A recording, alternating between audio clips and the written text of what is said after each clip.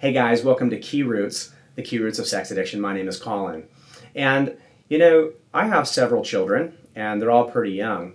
And sometimes they do things because they don't have all of the information and it makes their life a little bit difficult. Something really simple that I remember some of my littler kids doing is trying to shut the freezer door.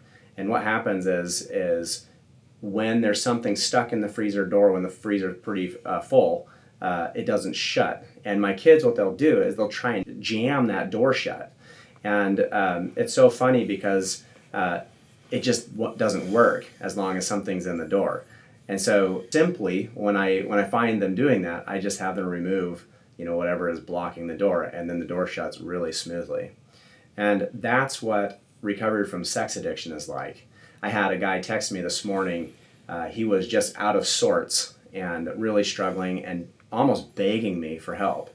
And he told me he was going to all of his meetings, he's making all of his phone calls. And I started asking him multiples of questions, just trying to triage why he wouldn't be getting sober yet. And he got frustrated. One of the questions I asked him was if he was reading out of the AA Big Book and if his sponsor was teaching him out of the AA Big Book. And he said yes, and then he just stopped texting me. So I don't know exactly what was going on with him, but it seemed like to him that recovery was very difficult. Now, I do believe that recovery seems really difficult, but my point today is that it is super simple. So with my kids, if we were to go back to that analogy, all I have to show them is that the freezer door shuts really easily if you just move the pizza box or the ice cream or whatever's blocking the door. Once they learn that, every time they come to the freezer door to shut it and it doesn't shut, they just look for what's blocking the door and it's solved. With this guy, I don't know exactly what his problem was, but it was probably something pretty simple. For example, I had another guy recently call me. He didn't have a filter on his devices. And so, an addict or a sex addict who doesn't have filters on his devices in the beginning is probably really going to struggle. So something really simple to do would be to place filters on any device that has a connection with the internet.